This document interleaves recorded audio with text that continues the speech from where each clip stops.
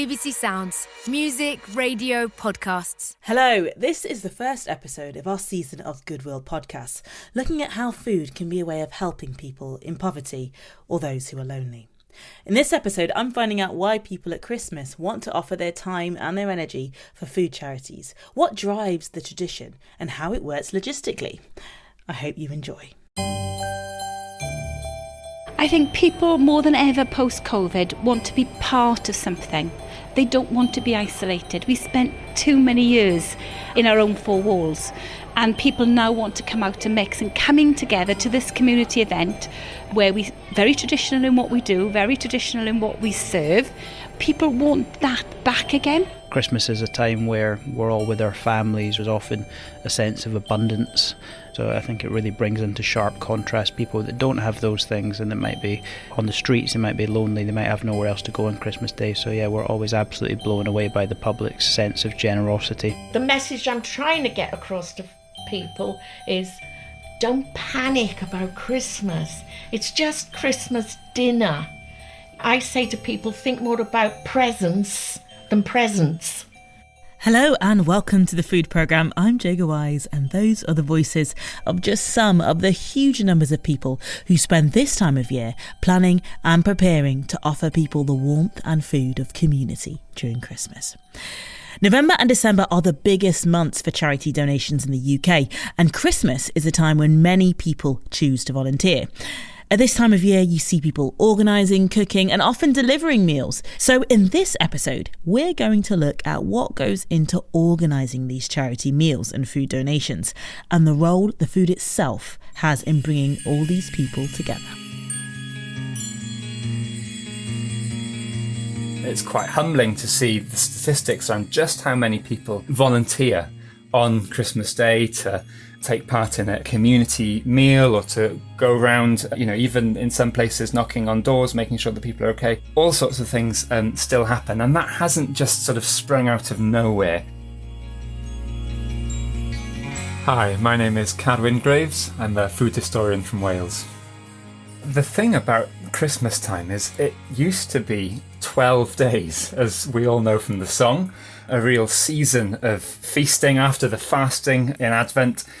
And that's where all the traditions of giving come in that originally you had different days with different symbolism associated with them. So Boxing Day, for instance, some people will know that there's a tradition that developed around giving people literally gifts in boxes. But some of the traditions around giving food and giving gifts go right back. Can you take us back and explain how these rituals of giving food to those less well off evolved? Celebrating Christmas used to be very much a community affair, and the sort of family focus of it came in much later. And if we go back, actually, amusingly, I think, Santa Claus originates in St. Nicholas. And St. Nicholas was actually a Turkish figure. We're going back 1,500 years, and traditions grew up around him. They may have been based in reality, we don't know. But of him going around the community and giving gifts of nuts and fruit, apples, according to tradition, to children in need. And we can see that in medieval statues, in cathedrals in Italy. There are these images of St. Nicholas carrying apples to distribute. And that over time, that tradition spread across Europe. It got taken from there to the USA, and then among immigrant communities in the USA, this change of name, St. Nicholas, becomes Sinterklaas, Santa Claus. And from there, the whole story of Father Christmas, with a little bit of a twist, grew up around him. Christmas is a time for both charity and indulgence. How is this linked to Christian values? There's this strange paradox, isn't there, at Christmas time in the Christian story of the birth of Jesus, where you've got a teenage pregnancy, effectively, in Mary, which is ostracized. That's clear in the biblical account even. And at the same time, you've got this sense of massive exuberance in, angels celebrating and then kings or wise men coming with gifts of stupendous value. And you have both extremes brought together in this story, which obviously is a little bit overfamiliar perhaps to us these days, but it does encapsulate something that probably still resonates to many of us now, that sense of overindulgence, but also the sense of this is the time when it matters most to perhaps reach out to family members or old friends. Having both together at the same time does make it quite an emotional and maybe even extreme time for so many of us. And this phrase, I think, that's really interesting this time of year of community spirit. And I think both parts of that phrase have got a lot of, ancient resonance in them. Modern Christmas is very much associated with sharing and eating food with your family and friends.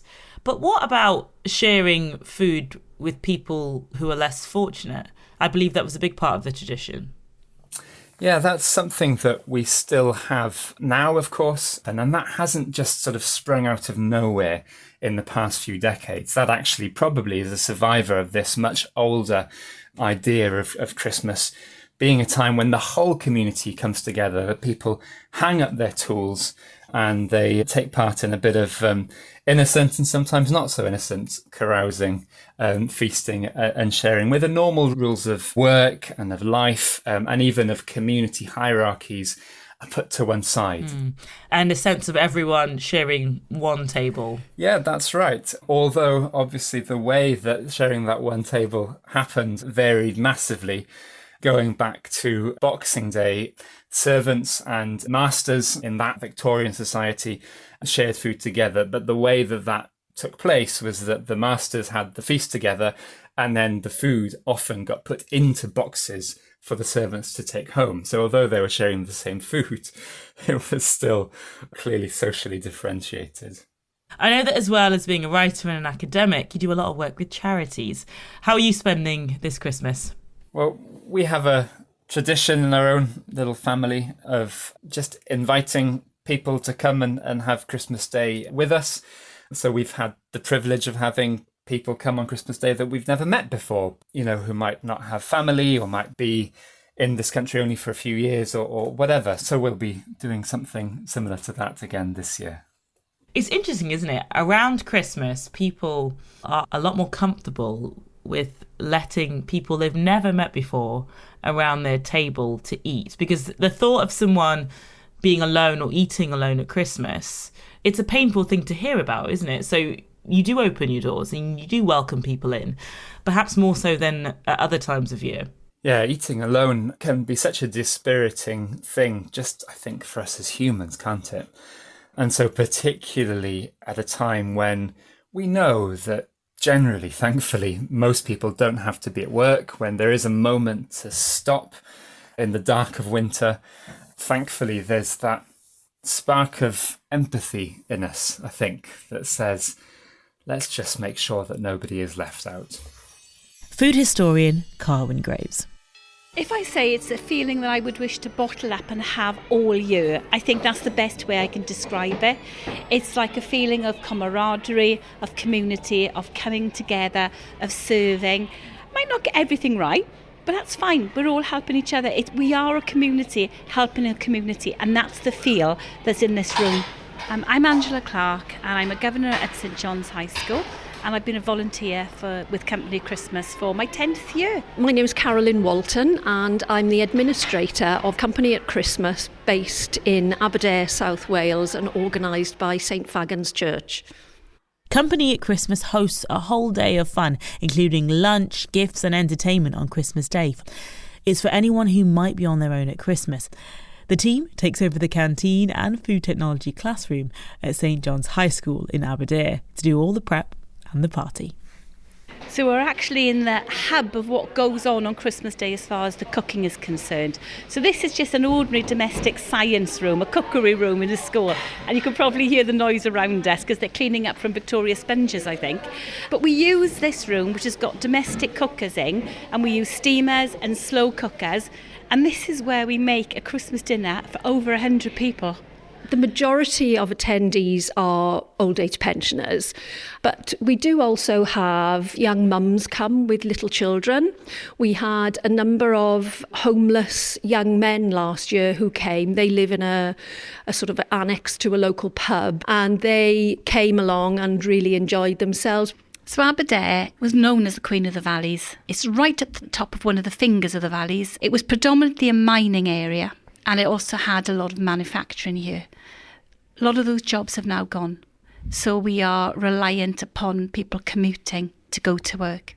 And there is a legacy of people who have problems with their health because of the industry that they were in. There is quite a large retired community here, but there are also young families in the area.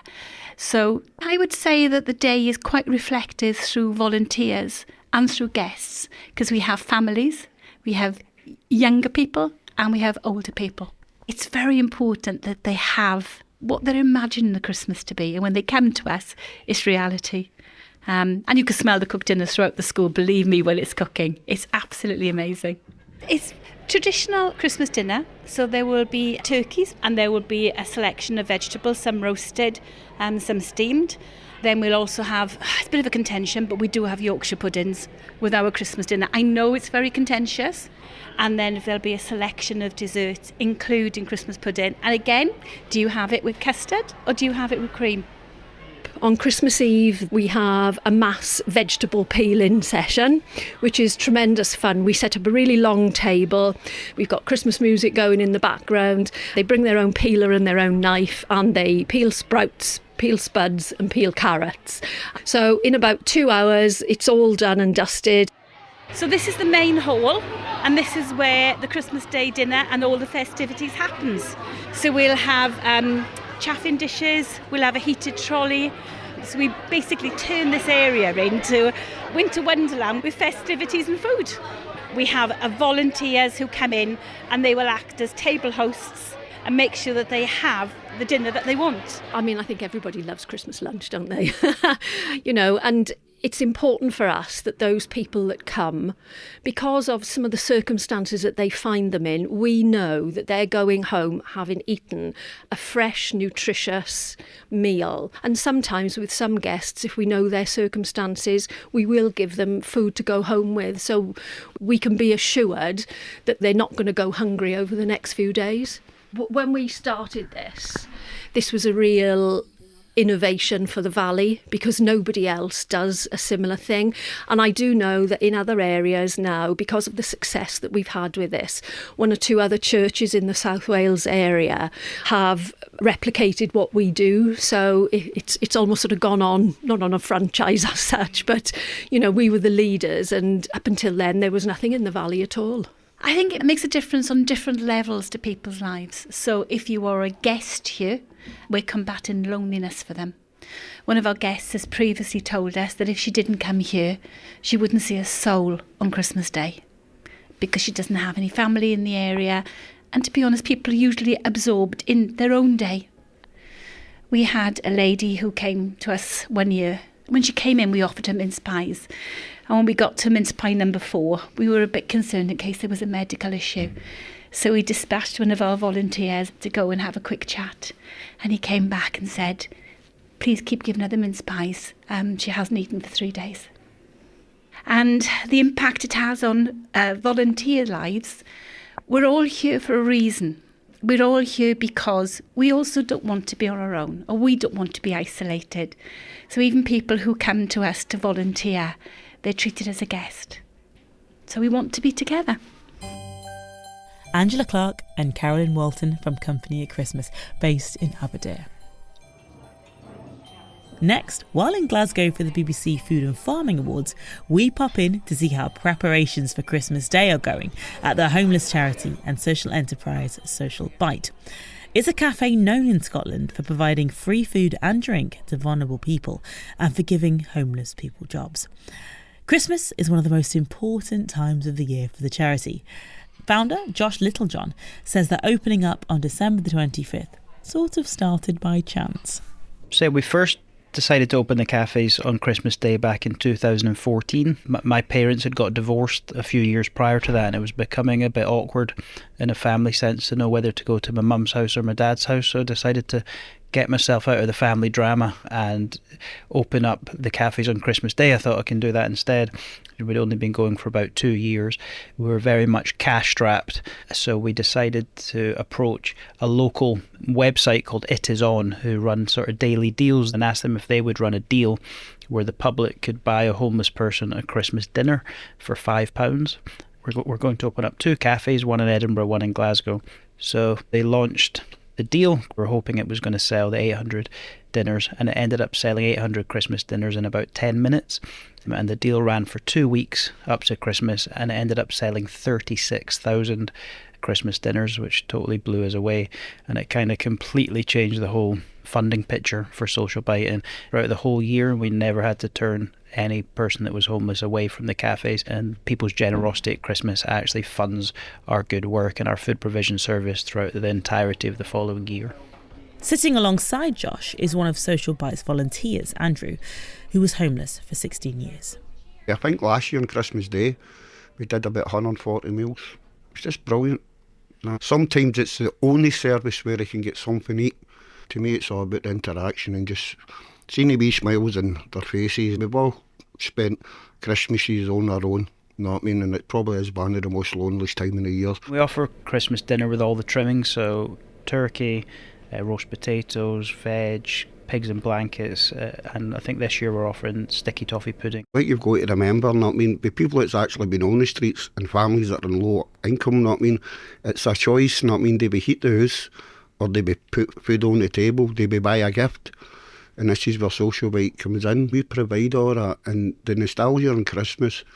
You get the people with their heads down because they feel embarrassed because, you know what I mean, they're using a food service, especially at Christmas time. But the minute they come in that door, you know what I mean, they switch you up because the staff and the volunteers just make everybody welcome, you know what I mean, and just have a laugh, get the dominoes and that out and stuff like that. And that's what we do on a Wednesday and that and all through the thing. But the Christmas time, it's just lovely and crazy and just beautiful, and everybody gets into it and wears their Christmas jumpers and their Santa hats and that. So as well as that, we offer gifts, so we've got a wish list which we've established over the years of working with people in a situation of homelessness, and that might be things like warm jackets, hats, gloves. Quite often it's toys for children. If people have a family they want to make gifts to but can't. We get a good sleeping bag, we get hats, scarves, gloves, deodorant.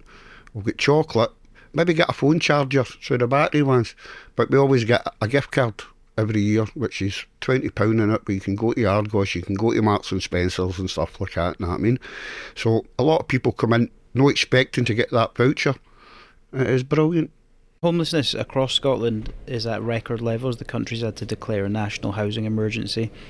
Right here in Glasgow there's 1,800 people caught up in the homelessness temporary accommodation system. Homelessness is jumped by 15% in the last year alone, and that's indicative of the situation right across the country and even throughout the UK. So yeah, we're definitely seeing that translate to people in need of our services, people coming into the cafes for free food. We're just seeing numbers on the rise.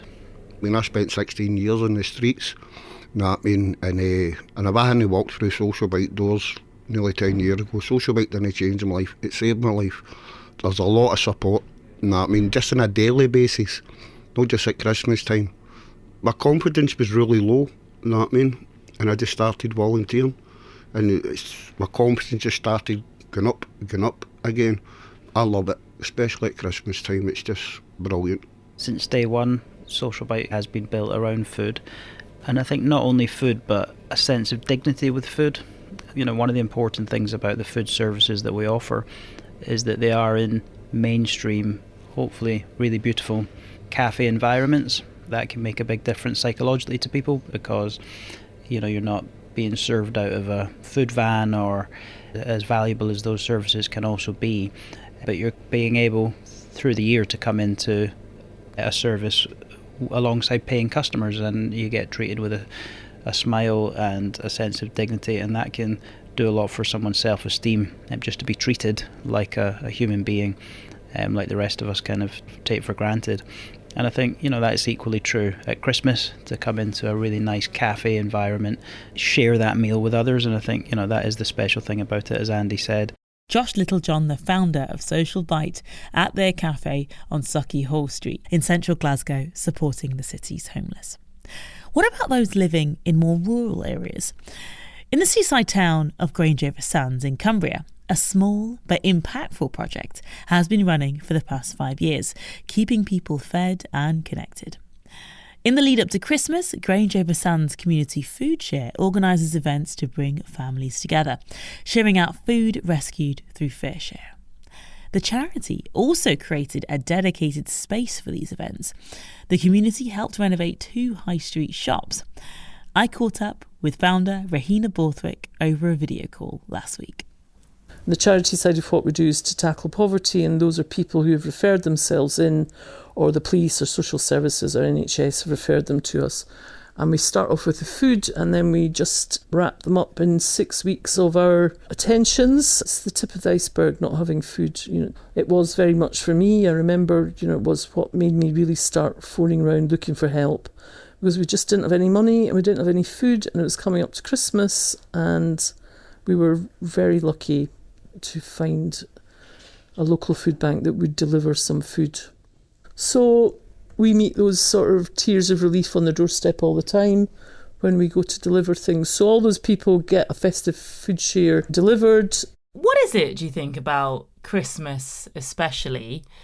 Are things harder at Christmas than other times of the year? I think that people, particularly parents, put themselves under an awful lot of pressure, and I think social media has a lot to do with it. There's so much abundance in our society. There's so much stuff out there that is, as we show them, going in the bin. You really don't need to be running around buying your kids lots of expensive presents. And I think Christmas comes with a whole lot of emotional baggage for a lot of people. A lot of people, Christmas has been a difficult time as a child, and just keeps every year pushing that button, where's your happy family? Where's your money for all this stuff? Why aren't you wearing matching pyjamas? And where's all this come from? This is just generated by the media. So we provide a place at Christmas that, where the focus is not on how much money you've got and how big the presents are. It's about that we've all spent a year together, sharing food and sharing time together, taking climate action, doing our bit for the environment. Christmas is a time for us to celebrate our values as a project. One of the groups that also now uses the space is the Ukraine Support Group. Its members, who are refugees fleeing the war in Ukraine, get together on Christmas Day to share a meal. Irina is one of those who helps to organise and was with Rahina when we spoke. I came to England 2 years ago and really touched my heart, this project, because it's big help for everyone, not just for Ukrainians. For Christmas, we have lunch together, like Christmas lunch. In Grange, it's probably maybe 10 families, but it's not just from Grange. Some Ukrainians visit us from Ulverston and site. Yes, we've had the Ulverston support group over here to visit us. The geography of the areas that, everyone's, all these little towns and hamlets all spread out. That's, I think, one of the great things about having this space and the time and the staff and the funding to have a Ukraine support group that really has focused on that constant question, what do you need? What can we do? And it brings people together who are perhaps spread out a little bit further, who brings everyone together for a dedicated day, a dedicated time, for a dedicated meal, right? Yeah, and the Ukrainians, they love partying and they love getting together, they love family time. There seems to be a lot more connection through the generations. Irina and I were just talking about that. And remember that every one of these people is carrying a huge trauma, the displacement of everything they've ever known.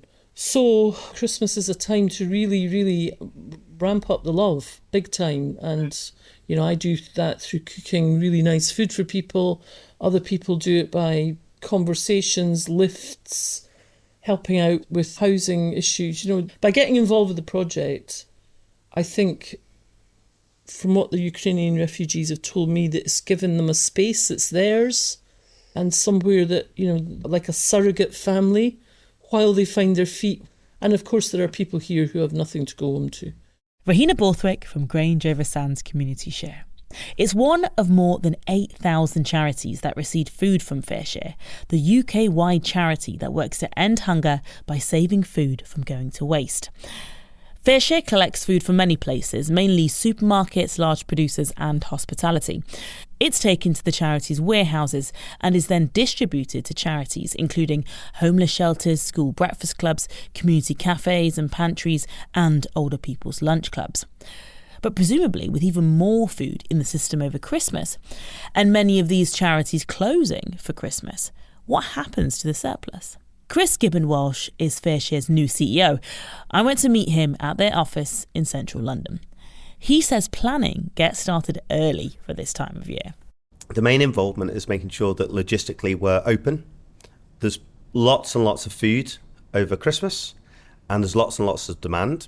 But a lot of the charities that we work with close for Christmas, schools, etc., but lots of new ones open. So getting ourselves ready for Christmas is about planning with the charities and also planning our own logistics. So do lots of charities open their doors just specifically for Christmas? Yes, but also organisations put on extra services, they're putting on specific Christmas meals, all kinds of things are going on, bringing people together, solving problems around food. And you know, those problems can range from debt to addiction or just isolation. And at Christmas especially, I think it's so important that people come together. How much food are you expecting to distribute over this festive season? So over the festive season, from November to January, about 50 million meals, or the equivalent of that food. And that's about a 7% increase year on year. What do you think has changed for such a large increase in the amount of food you're having to provide over that Christmas period? Actually, the demand has always been high, and demand continues to outstrip the sourcing of surplus food. So we know that there's 3 million tonnes of edible surplus in the supply chain, great quality food. But there's always been great demand. So we could grow much more than 7% if we were to reach all of the charities and people that were wanting the services that Fareshare provides. But actually it's about access to the food. The food growth has come from a couple of key areas. One, we've been doing a project with manufacturers and retailers, with the King actually, to utilise the surplus and create great food.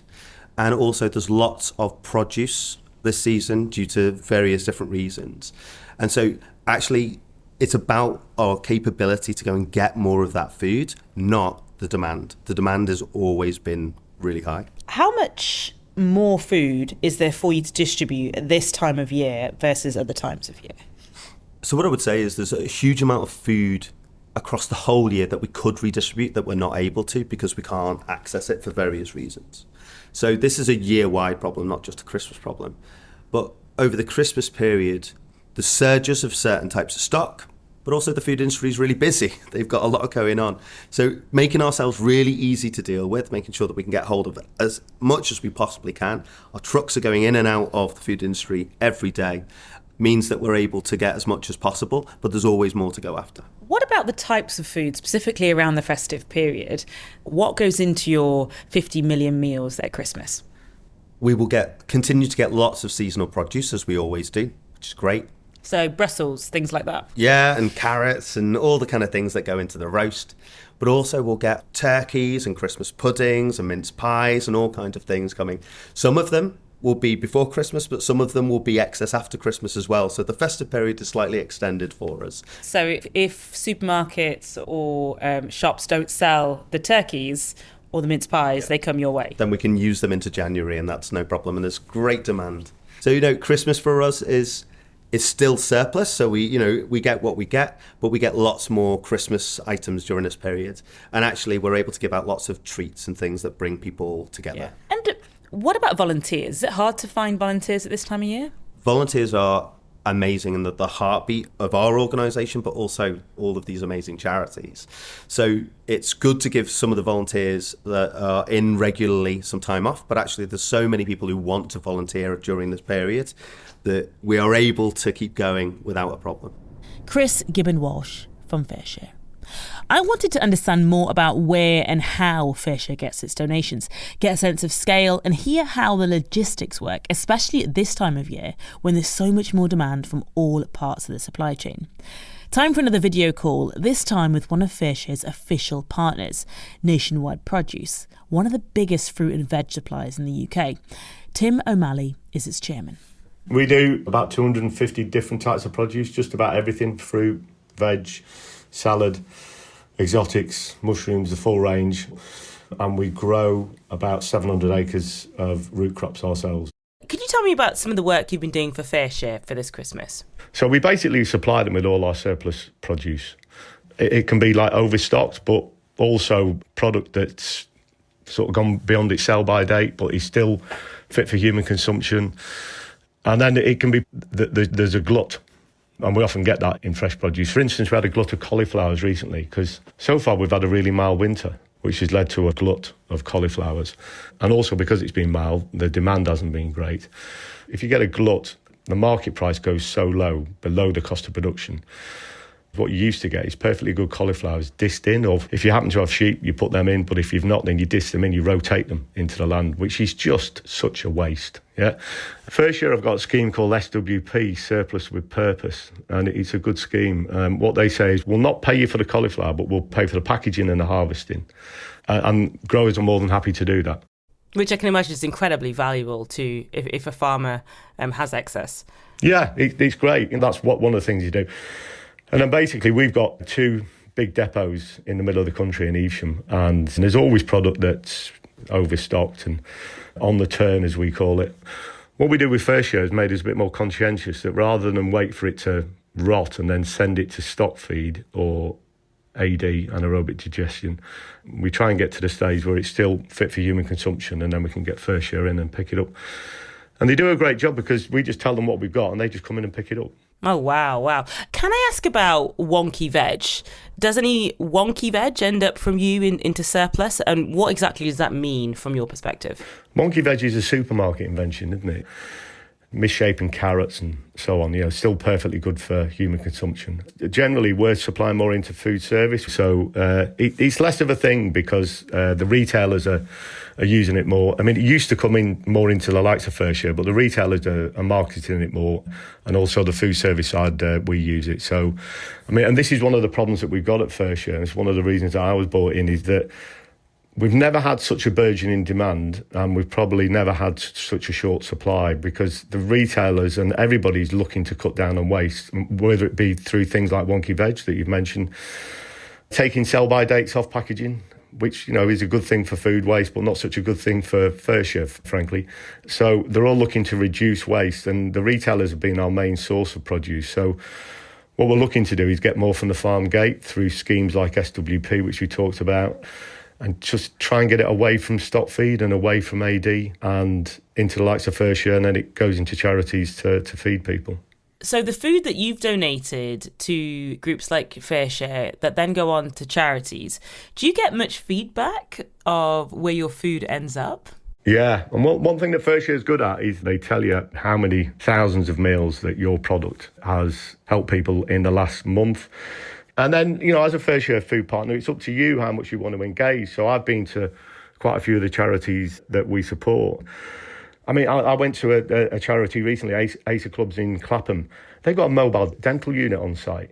They do a laundry service, financial advice, housing advice, benefits. We had the meeting with the director there. She walked us into a room full of computers, and we said, what's this about? This is our IT suite. This is where we teach homeless people computer skills. But she said, it's all about the meal. We cook a meal for them. Once we've got them in for a meal, we've got them captive for about at least an hour. And then we can sit and talk to them and see what they need. Is it financial advice? Is it dental? Whatever it is it housing advice? And then we can give them the exact advice they need. There's so much you can do around a meal. And that's the main thing that Fareshare does. Most of our foods ends up in a meal. And then some of it in food banks, but a lot of it towards meals. Tim O'Malley from Nationwide Veg. The phrase one man's trash is another man's treasure keeps coming to mind, but it's all about what you can make of it. In Bridgwater, in Somerset, a remarkable woman is supporting her community by showing them how she makes the most from food. I think everyone round here knows I'm completely nuts about food, and I just love sharing my joy of cooking and my joy of food. I don't know if people realise how empowering being able to cook is, how you can look on the table and you've only got, say, a handful of carrots, an onion, a tatty bit of garlic. You look at it and think, I've got nothing to eat. Or you can look at it and think, oh my goodness, I've got a Sri Lankan carrot curry there. And a Sri Lankan carrot curry is one of the best things on the planet. Her name is Lesley Gates, but she's got a different name on social media where she shares the things she's doing. There's a cafe here, the Purple Spoon Cafe, and Kate in the first lockdown started filming me doing demonstrations. One was how to get the most out of your food bank box. And then she said, because I was only supposed to do, say, 3 or 4 meals, and I do like 11. And so she started calling me Bibbidi-Bobbidi-Boo. So it's frugal cooking using root to flour, nose to tail. This Christmas, Lesley was asked, or perhaps challenged, to create a 3-course Christmas lunch to feed 4 people for £15. So how did she do? So we did the meal, except we did 8 courses. And as I progressed through the meal, I was telling them how to cook it. The first course was an amuse-bouche, and it was a smoked tomato water granita. So, of course, I had to make that beforehand. So they all got to taste it. Then they had to cost it. So we've done that through all the courses. Then I showed them how to get a turkey leg, bone it, brine it, make a weave from streaky bacon. There was one poor lady that had just spent £50 on a turkey breast that looked exactly like my turkey thigh, except she said there was no way on the planet it was going to be as juicy as my turkey thigh. Then we had, I think, another 3 courses after that, ending in the cheese and biscuits, which was just labna, which is basically a strained yoghurt. Once we'd cooked it all up, I then told them I'd failed miserably because I'd spent nearly £20, not 15, but then produced a turkey tarragon pie for 6 people, a turkey paprikash for 6 people, turkey stew, turkey soup, and they were like, you got that out of the £20? And I'm like, yes. But then I told them, and I produced a litre of stock. And I have a little stock pot that I carry around with me. I won't say the make, but it's the little jellied ones. And I'd said to them, this would have cost me 50p. So with Lesley maths, that's £20 in there. So I looked all down at all the food I'd produced and all the food everybody had eaten. And I just looked at them and I went, so with Lesley maths, that was all free. And they were just blown away by the fact that this is what food does. It can keep growing. It's not dead money. It's continually giving you back something. It was just real good fun. Lesley Gates bringing the magic of Christmas to Bridgwater. So, as we approach the final few days before Christmas, where does all the effort and dedication to providing meals, distributing food and helping with cooking leave us? We've heard what motivates people to get involved, heard the impact it has on communities and the role they play in reducing food waste, especially important at this time of year. It begs the question though, how sustainable is our food system if so much voluntary work and charity is needed in the first place? Here's Tim O'Malley from Nationwide Produce again. I think it's a really good point, and I think it's a crying shame as well in many ways. I mean, for example, I was at a Fareshare Bristol. I was chatting to one of the guys there, and he made an interesting point. He said, I'm just back from Scandinavia, I think it was Norway, and he said that I was telling people what I do and what Fareshare does. And there was this genuine, I don't understand in the room. We don't get it. Aren't you one of the richest nations on earth? Haven't you got a welfare state? We haven't got that. You know, if people are homeless, people are hungry, we feed them. It's a crying shame. It's like I said, we supply 8,500 charities. We've got 1,500 on the waiting list. And one of the stats that came out in the report that Fareshare did recently, because they're good on the stats, Fareshare, and they do extensive reporting. And I think the one that shocked me and the one that shocked us all is the demand from 16 to 24-year-olds has doubled over the last year, from 16 to 31% for 16 to 24-year-olds. You know, the amount of people that we're feeding, I mean, I think it's one meal every 4 minutes. Tim O'Malley from Nationwide Produce. It's clear from all the speakers we've heard from that there is a growing demand for food charity. And of course, it's hard to ignore the sadness in that reality. But can coming together over food really make a difference to people, especially at this time of year? I think it's more clear at Christmas than it is at any other time in the year, you know, just how important food is as a tool to bring people together and create a sense of community and a sense of people feeling that support's on offer.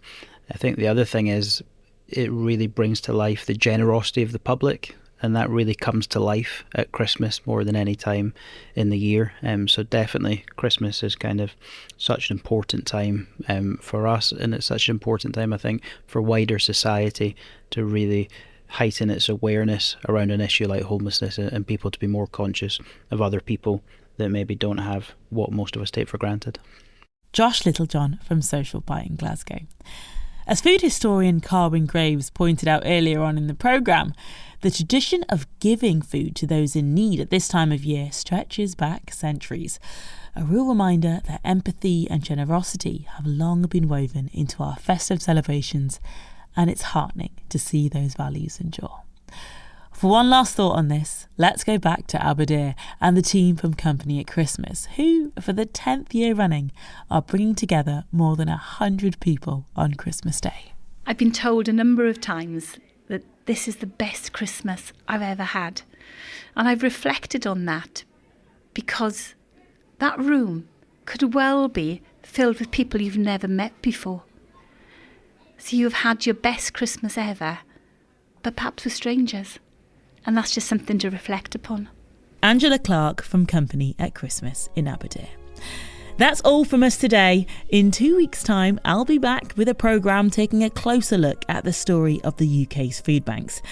And next week, the season of Goodwill continues with Dan Saladino, who is exploring how Dickens's Christmas Carol inspired festive food-giving traditions and some of the politics that was behind its creation.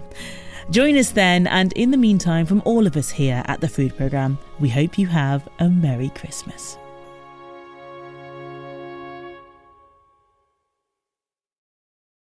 How can a celebration of death reframe how we think about losing our loved ones? What can bridges made from tree roots teach us about the future we build for our descendants? And how can a broken object help us with mindfulness when things fall apart?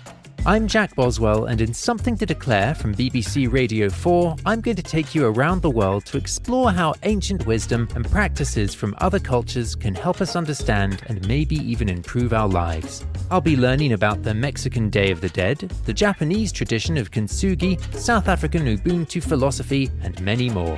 Don't miss Something to Declare from BBC Radio 4, available now on BBC Sounds.